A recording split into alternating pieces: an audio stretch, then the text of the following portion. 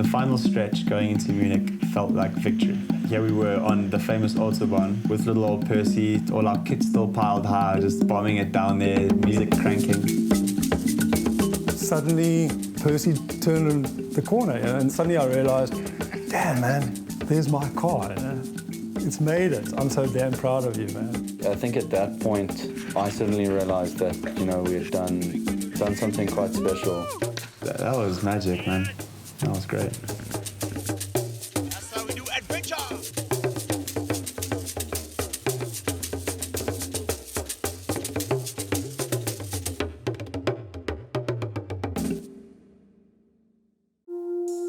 Mike's like a second father to me, and yeah, he's really helped out a lot. He was a test pilot and actually flew in the Air Force with my father, but was in a serious accident in 1990. One of the things I noticed first when I came out of hospital was, how the hell do I get around? I need to get a car. It was the thing, in a way, that gave me my freedom back more than anything else after my accident. Percy essentially provided Mike with the opportunity to regain his vigor for life. I had it a long time, It was 24 years, and eventually, I can't keep this car forever, at 400,000 Ks. I'm like, do you want to sell it? And he's like, no. It's like, you want to give it away? It's like, there's nobody really that I could give it away to. For a few years, I'd actually thought, well, this car needs to go home. And so I had to try and find somebody I think I could challenge into taking this car back to Germany. I was sitting with him and I was like, yes, pick me, I'll do it. And so, well, we had a deal, over a glass of wine or a beer at And Union, we had a deal, yeah.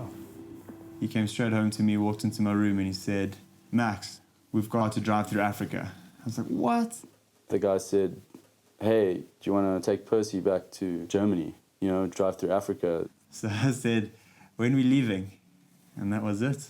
That was the start and the end, really. We had a vehicle that we wanted to deliver to Germany. 17 countries. We had given ourselves 3.5 months to do it. It's obviously a sedan car, low ground clearance, there's no 4x4 involved. None of us were mechanics. So we didn't know what was going to happen to us. We didn't know what was going to happen between us. It was definitely an insane idea to begin with from the start. Where we left from in Cape Town, we chose a road that goes along this place called Bainskloof Pass. I just remember that night, I was just chilling out on the roof, looking up at the stars, and I was like, this is day one, we're doing this thing. We've left, there's no going back, we're on the road. We headed up towards Botswana. It was about 800 Ks, and then into the north tip of Zim, near Victoria Falls. That was just such a magical experience to go there and experience this raw power of nature.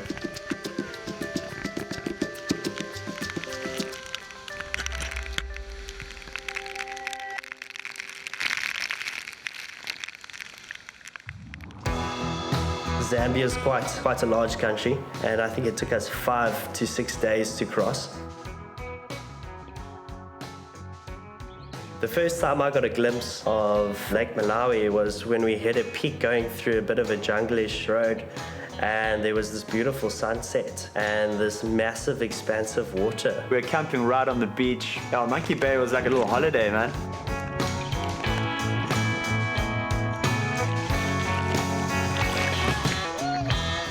Percy did fantastically. It just went and went and went and started every morning. It was extraordinary, actually. Giving Percy his name felt like the right thing to do. It wasn't just a car, it became a part of who we were. We wanted to be part of the crew.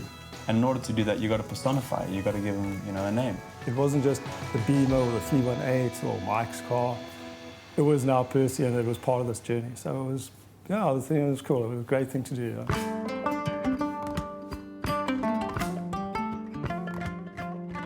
Tanzanian drivers are nuts. If you flash your lights first, you have the right of way. If you flash your lights first and the other car comes closer and it's bigger than you, then they have the right of way. We saw 3 or 4 trucks overturned on the side of the road, some of them even smoking. And I think the buses played a sadistic game. They'd actually overtake cars knowing that other cars would veer off because the buses are bigger, faster, and have got people in them. In Tanzania, we met a lot of Maasai, and we wanted them to teach us how to jump. There's a whole bunch of stuff that goes into it. It's really fun. You wiggle your feet. That was a fantastic and awesome experience.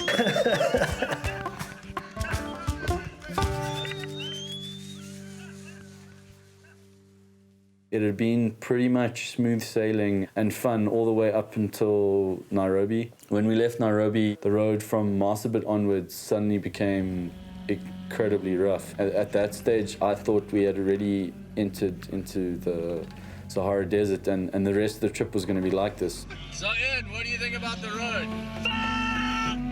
We were only going 20 kilometers an hour. I suddenly said to myself, I don't think we're going to make the rest of the trip in the time that we've allowed.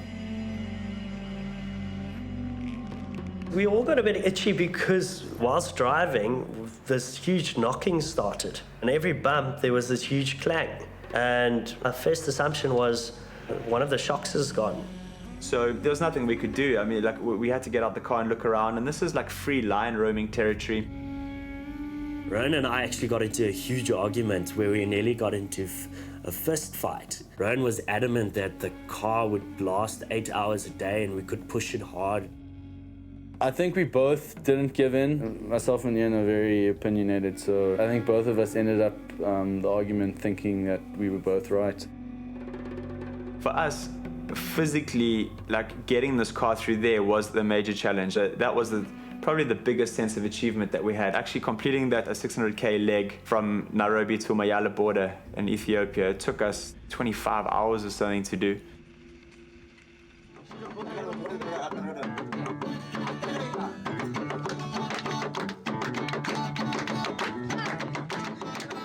Every day, the car definitely reminded me of Mike. He had a little metal connection at the bottom part of the car where his updated hand controls fitted in. And it always used to get really hot because it was near the gearbox. And when you're driving barefoot, you used to sometimes slip your foot onto this metal thing and you'd burn your foot and you'd be like, this is Mike's car. And we were usually taking it on a trip and you'd be like, what? What are we doing here?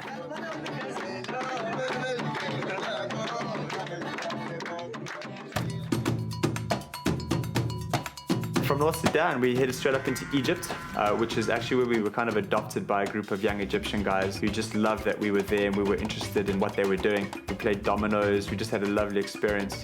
And from there, we went all the way up to Haifa, and then that's where we got the ferry over into Europe. Here we go, on foot. There was a massive sense of achievement having crossed Africa, and it was about 3 months into the trip, and the end of Africa signified that we were definitely in the final chapters of our story. We arrived in Greece sort of early July. From Greece we moved up into Macedonia. So from Macedonia we went up into Serbia and then into Hungary, and then the final leg, hey, Austria to Germany, one day straight into Munich, boom. I told Mike I would do this. I told Max and Rowan that they need to give up their jobs and a portion of their life to do this. There was just this immense weight off my shoulders. Suddenly I realized, damn it, these guys are actually going to get there. I flew the whole night to get here, and this car drove here in 3 months. I'm so damn proud of you, man. It's a pretty cool thing to see that car just arrive in a city on another continent that's 10,000 kilometers away from where it started, and it drove there every single kilometer. Hey guys, so here we are. We've made it to Munich, as you can see behind us. A little bit of BMW, just Percy, and we got some big beards to show off. This is how it goes. We were originally planning to recycle the car, and they actually took us on a great tour through the recycling facility, and they did it with a BMW 1 Series. It was quite incredible to see. They've got a machine that essentially rips the engine and gearbox out of a car, and They dismantled this car in 15 minutes, where they actually gutted it like a fish. We all were just dumbstruck and quiet. Mike was there and we were all just looking at each other thinking, gee, we really actually don't want this to happen. No, not going to happen. I don't know what happened there, if someone saw us and just, or whatever, someone had an idea somewhere and they just came up to us and said, guys, we actually really like your car. Would you mind if we kept it in the museum instead of recycling it. Yeah, of course, for sure, man. That's where it's going to go. Yeah.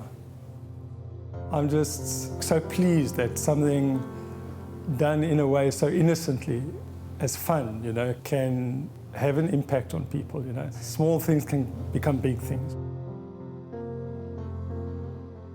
That challenge that Ian said, okay, well, if I'm going to drive to Germany, you're going to get your flying license again, I mean, my goal with the aeroplane is to fly around Kilimanjaro with it. It was sort of just the push I needed. If you knew him, you could see it was one of the biggest achievements he had done in his life.